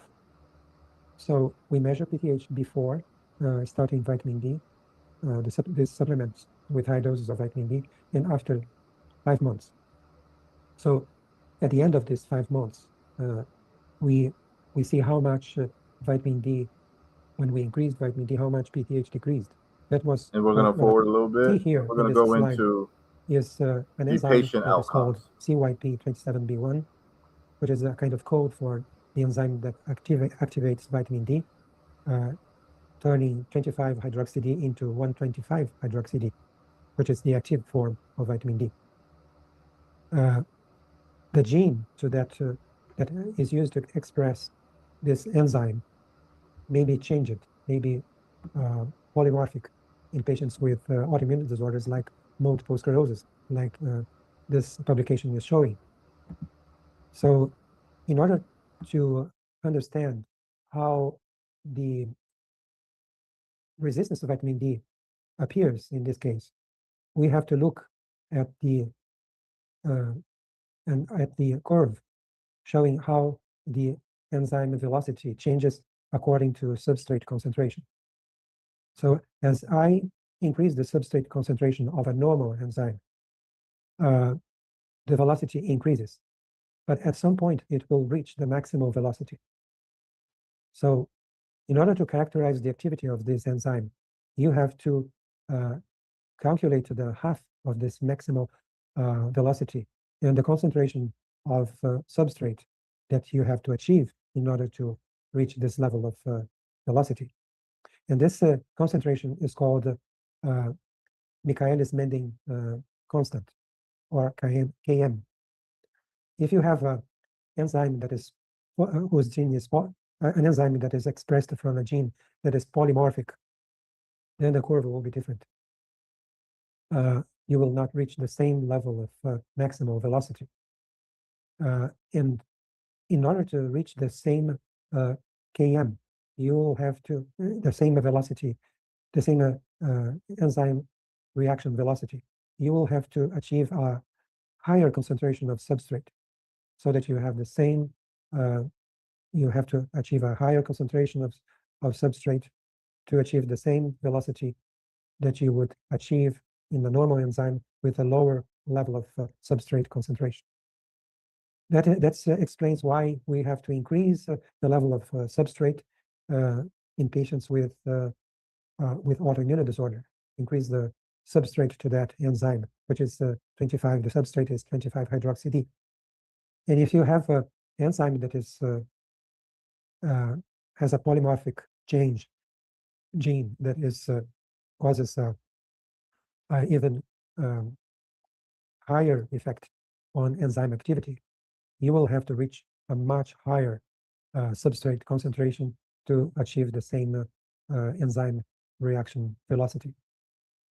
This explains why we have to use high doses of vitamin D to achieve concentration of 25-hydroxy D that is much larger than usual in order to keep the same reaction velocity.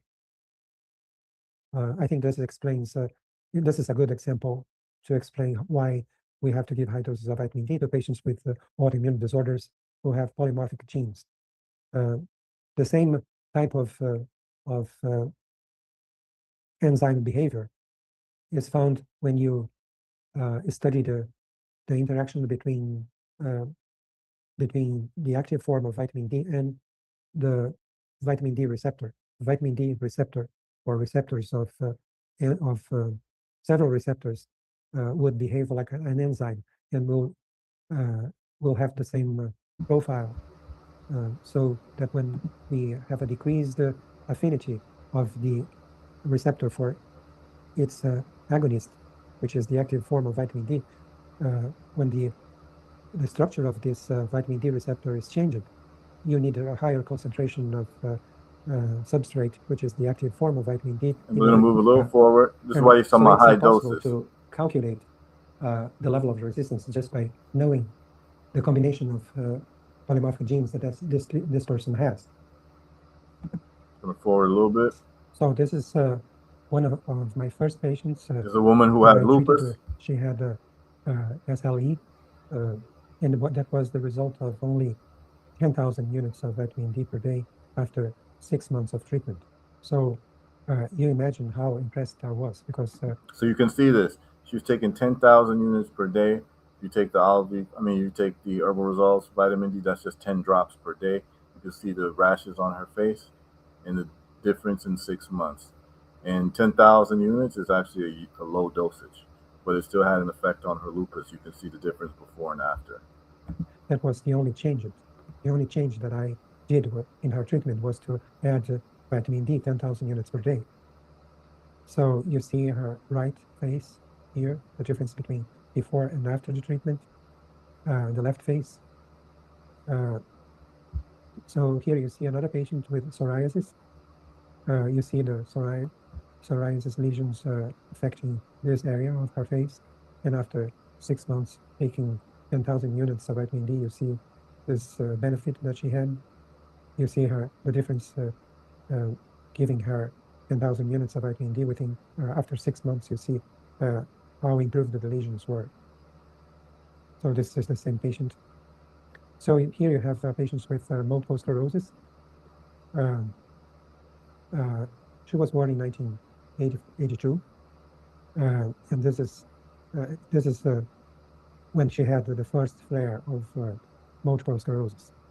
So this MRI was taken in March 14. And you see those lesions, those were recent lesions because it was her first flare. Okay, it's important to say that because vitamin D has also effects on the cells that produce myelin, which is called oligodendrocytes. So it promotes remyelination in multiple sclerosis, but that remyelination only occurs when you have recent lesions. When you have lesions that are older than 1 year, back when you start the treatment, so it's more difficult to have the remyelination of lesions.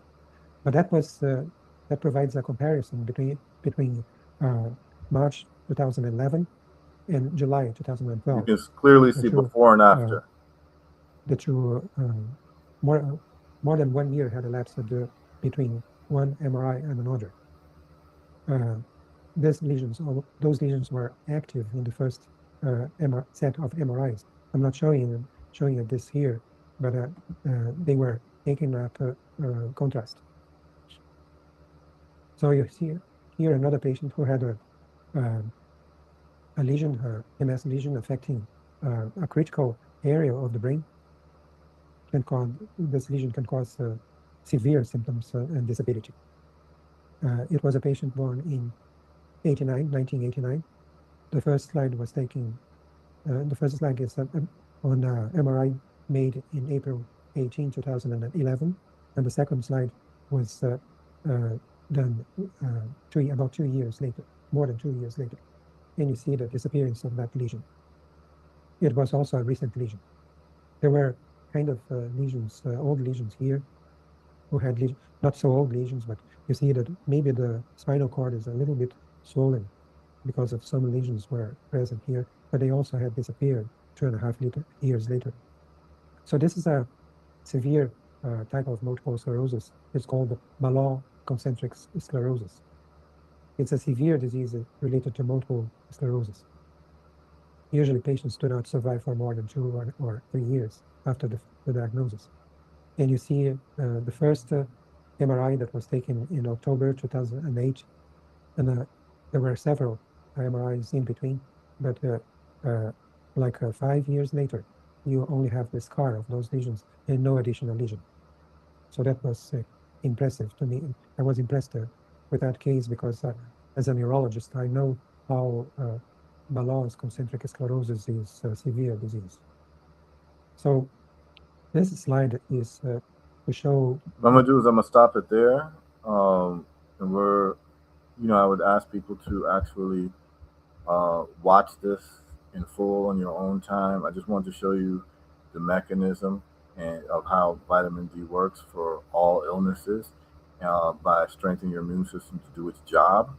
And when your vitamin D levels are low, it cannot do its job. It's just as simple as that. And you saw the before and after with people with lupus, psoriasis, brain lesions and spinal cord lesions, spinal fluid lesions through before and after pictures. And you're able to see how this works. So it's a very big deal, y'all. And it's called the Coimbra Protocol. He talks about the dosages that he gives people. You heard 10,000 IUs per day. He goes as high as 200,000 IUs per day with different illnesses. And so what is important to know is I stopped sharing this, but this is the video that I would tell people to watch. It is Dr. Coimbra, vitamin D therapy. And it'll give you a lot of insight, okay? And he talks about the safety of the high doses of vitamin D.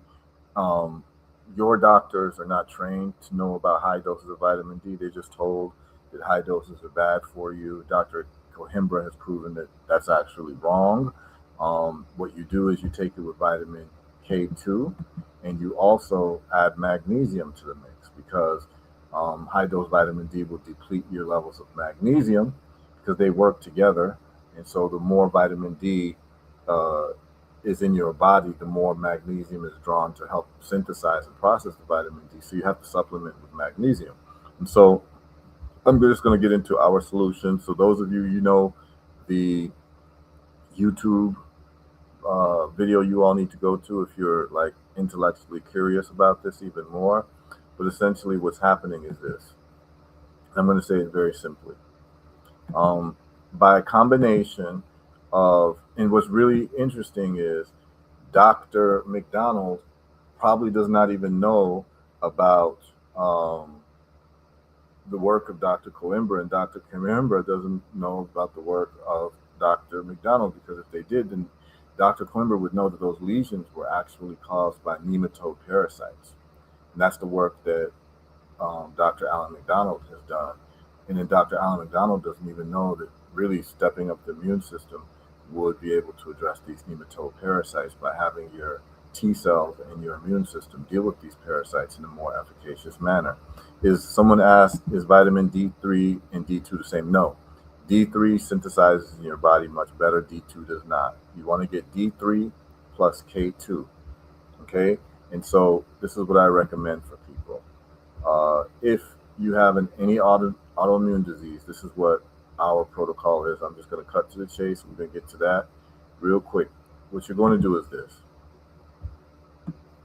Because we've seen that it is based on parasites and it's based on a weak immune system, we just reverse everything. And so what we're going to do is literally reverse engineer success.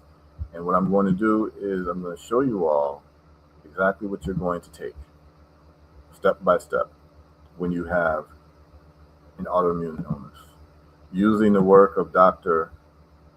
Coimbra and Dr. Alan McDonald. So what you're going to do is here. These are the products you're going to get. You can get olive leaf extract.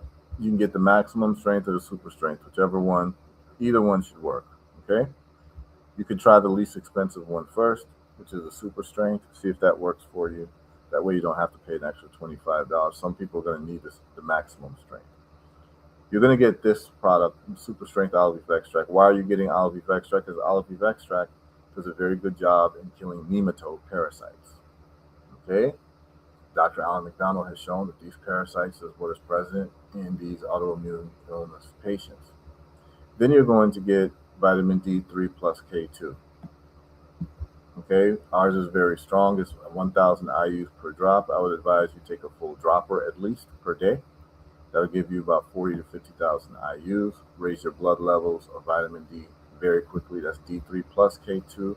You will not have a risk of what they call hypercalcemia, which is vitamin D3 toxicity, because you're also adding vitamin K2, which delivers the calcium from your blood directly into your bones. You just get stronger bones. You don't get vitamin D toxicity, quote unquote toxicity. And then whenever you're taking high dose vitamin D3, you need to also add magnesium. You take magnesium, zinc, and selenium. Okay, so those three products you're going to take to address your autoimmune illness. And if for some reason you need more help in killing the parasites, you can also get the Herbal Results anti-parasite package. Okay, and then the next thing you're going to go to, oh wait, hold on.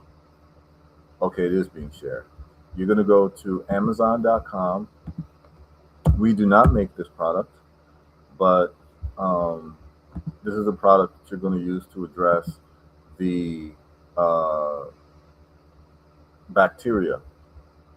So let me make sure that you guys are seeing this, because this is the product that I advise.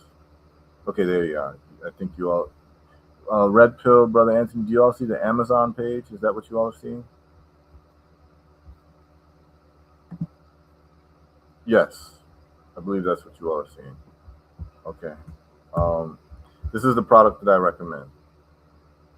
You're going to get P73 oregano oil.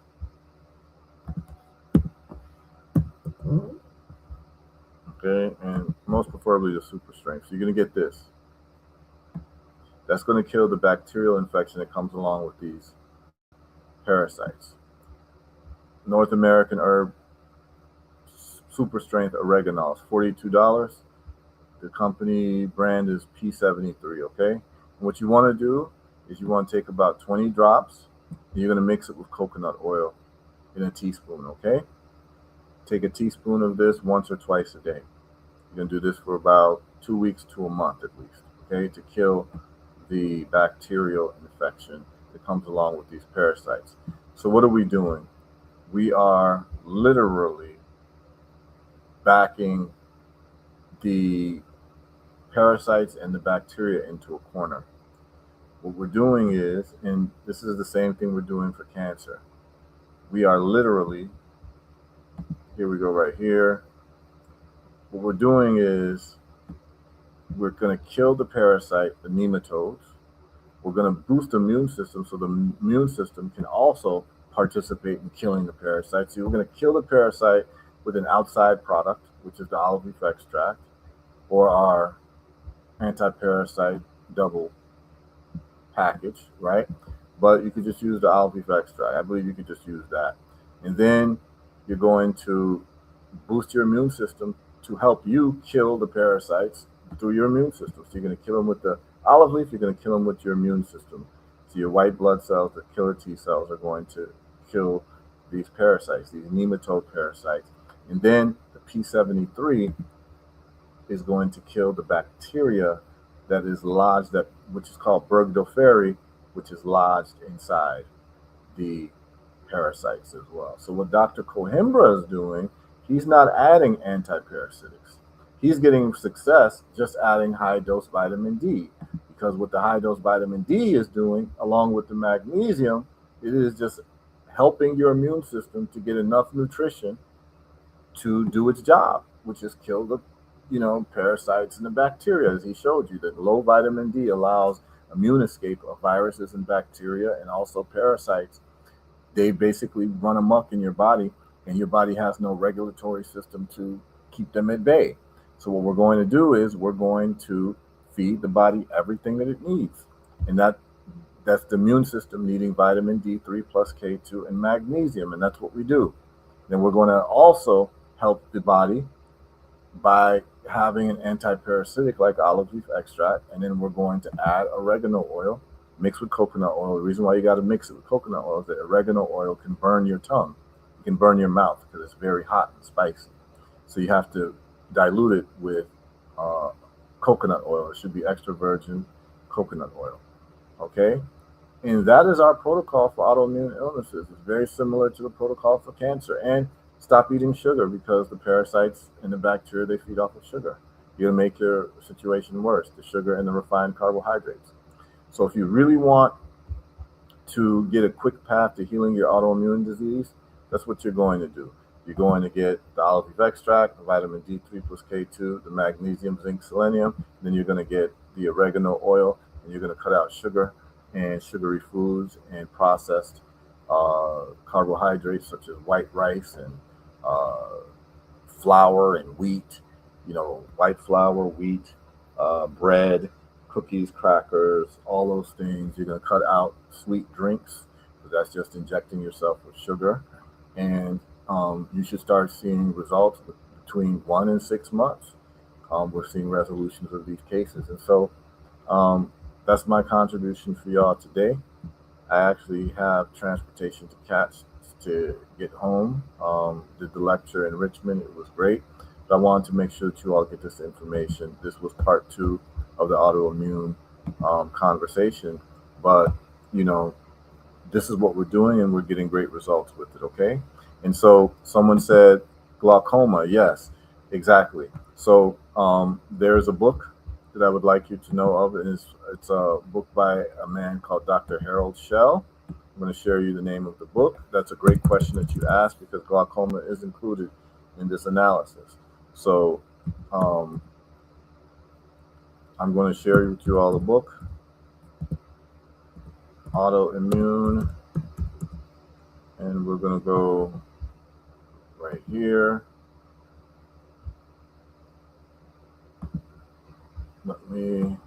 Sorry, y'all. I'm going to just get you the name of the book. So it's a doctor called Dr. Harold Shell out of Germany, and he took his patients with glaucoma and autoimmune diseases, and he gave them high dose vitamin D. I'm talking like 50,000 IUs per day, 100,000 IUs per day. Get their vitamin D levels to 150 as quickly as possible. And what he noticed was, when he got their levels to 150, their glaucoma and autoimmune diseases spontaneously reversed. And that is Dr. Harold Shell. And here we go. I'm going to share with you all the book. This is the book right here. You asked a question right on time. I am going to share that with you right here for glaucoma. So this is the book that you want to check out. It's online in Google. I think Google Scholar has it. Vitamin D3 therapy. Vitamin D3, the alternative to previous therapy of glaucoma. Revolutionized the newest findings. Cancer. So you saw that it worked for cancer as well. And I have those studies in my book as well. The successful eradication of cancer using intracellular parasite theory. I have a study where a woman was diagnosed with pancreatic cancer, and she took 50,000 IUs of vitamin D per day. Her doctors told her to take 5,000. She misread it and took 50,000. And lo and behold, the woman who took 50,000 IUs per day, her pancreatic cancer, which is the most aggressive form of cancer, was completely arrested. And they were like, and she didn't do chemotherapy or anything. And so they wrote the study that the high dose vitamin D basically was the only thing that she did different, and it kept the cancer at bay, pancreatic cancer at bay, to the shock of her doctors, right? And so glaucoma can be reversed with high dose vitamin D3. Dr. Harold Shell chronicled that in his book, and he also had other autoimmune illnesses that got reversed once he got their blood levels to 150. I take my vitamin D levels every couple months. Right now, my vitamin D level is around 300, and I feel great. I have no problems at all. It gives me a lot of energy. The medical system is going to cut you off at 150. Okay, and the way that you can test your vitamin D levels, you can go to healthlabs.com put in your zip code, go for the vitamin D test. It costs, I think, $50. And whatever zip code you're on in the United States, it'll tell you the nearest place. You don't even need an appointment. You pay your $50 online on the healthlabs.com, and you get your vitamin D levels checked. And I would advise everyone to get their vitamin D levels to 150. Again, your doctors are going to try to tell you to cut off at 100, but I believe that they've been trained by the pharmaceutical companies to cut you off at 100 so that you won't get the healing that you need, so that you'll always have to buy their pharmaceutical medications. Okay? And we saw this for COVID as well, that people were not told to take vitamin D during COVID when they should have. And I have a study on my website on vitamin D and COVID. And I'm just going to share this study with you all as I close out. So this is how serious vitamin D is, y'all. Here it is right here. I'm going to share the study, and you all can look at the study for yourself. Essentially what the study says is, it says that if people's vitamin D levels could have just been to 50, just to 50, a level of 50, which is not even a high level, y'all. Remember, I'm saying the magic number is 150. But if it would have just gotten to 50, it's on my website, herbalresults.net. You just go onto the website page and you go to the vitamin D science, and you'll see the study. It says COVID-19 mortality risk. This was written in 2021, which was right in the middle of COVID. The mortality risk for COVID correlates inversely with vitamin D3 status. And a mortality rate close to zero could theoretically be achieved at 50 nanograms per milliliter. What they're saying is that there could have theoretically been zero deaths from COVID if people were just told to get their vitamin D level to 50. Because what they found is that almost all the people, 98% of people who died from COVID had low vitamin D status. They were vitamin D deficient. And they were saying if they could have just gotten to 50, your own immune system would have been able to stop COVID from replicating in your body and having immune escape and making you sick and causing death. Like literally, this is what this study is saying, which means that most people in America, especially black folks, have a vitamin D level way below 50. Most of our people have a vitamin D level below 20. A good number have a vitamin D level below 10. Like I told you, the sister who contacted me with the level of 2. You basically had no immune system. So this is where we're at. Someone says, how much coconut oil to a dropper of oil? Just get enough for like a teaspoon of coconut oil, and then just, you're really just using the coconut oil to dilute. So it's not really like a specific amount. You just want to be able to get the 20 drops swallowed of the oregano oil without it burning you. So it's not like a specific amount, but what I do is I use a teaspoon of the coconut oil, or close to a teaspoon, then I just add the oregano oil, about 20 drops, and I take that. Okay? You can do it once or twice a day, and you do it for 2 weeks to a month to rid yourself of any bacterial infections. There are studies that oregano oil works better than amoxicillin in getting rid of bacterial infections. Amoxicillin is an antibiotic, but the problem is that if you take these antibiotics, it ruins the gut flora and it causes yeast infections. There's a lot of women who take antibiotics that end up getting yeast infections. It's just what happens to your gut. You get what you call candida overgrowth, because you're killing all of the bacteria, good and bad, and then you end up getting yeast infections. Okay? Oregano oil does not do that. It selectively gets rid of the bad bacteria. So that's the information, y'all. So if you got an autoimmune illness, just go to herbalresults.net, get those 3 products, the olive leaf extract, vitamin D3 plus K2, and the magnesium, zinc, selenium product. Then go get you the oregano oil off of Amazon or wherever you want to get it. P73 is a brand that we recommend. That's the proven brand that I know works. There are probably other brands that work, but I can only vouch for what I know works, okay? You're going to take that for your autoimmune illness. You can cut out the sugar, cut out the refined carbohydrates, cut out, soda drinks and anything that's sugary, cut it out, because it's going to feed the parasites. You do the same thing for cancer. So the the protocol for cancer and the protocol for autoimmune illnesses is the same because we're finding that they are parasitic based diseases. And so the way you deal with parasites is really the same way. You starve them through your diet of not feeding them sugar. You kill them through your immune system fortification, and then you kill them again with anti-parasitics like olive leaf extract. And that's it. And that's what you do. Okay? Brother Red Pill, you got anything you want to say before we close out?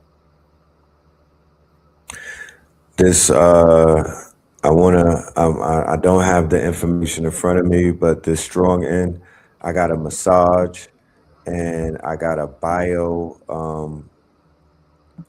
what was that? I got a reading, right? I was able to get basically a readout of all of my body's functions by basically putting my hand on a machine. I want to give you the name of the machine, but it's not in front of me. The group was out of Chicago, and I just want to give thanks to them. The massage literally put about a few years back on my body, man. I promise you. And it wasn't just a massage. She had healing hands. Real talk, like it was an experience. And then when I was able to get my readout of everything that was going on from my my testosterone count, it had it had everything, every single part of like something that a blood test, a urine test, an MRI, an X-ray, all of these tests could not equal to the amount of output that I was able to get by holding my hand on a piece of metal for 5 minutes. You know, I was holding on to a rod and it read all of my biometrics. So yeah, the technology that's out here, I would love to have in my mind when I was seeing it, I was like, I want to do this to 100 of our people at a time. Because if there's anything that we could give is a diagnosis of what you are dealing with and what you need to fix. Right? We all need to just start from right there so we could go past speculation, way beyond any type of where do I start, because everybody has their individual challenges. But when you get this reading, it is empowering. I promise you. Like I feel so good. I'm so focused. I know what I need to work on, but I'm very, you know, when I see my readout, I'm like, oh, the car is running better than I thought it was. You know what I'm talking about? Like, you know. So yeah, it's health is wealth, y'all. Health is definitely wealth. I'm gonna give y'all more information about this machine because you already know I already made the order for the machine. So I will have that on deck. And yeah, Nixon 5, ladies and gentlemen, keep that energy going.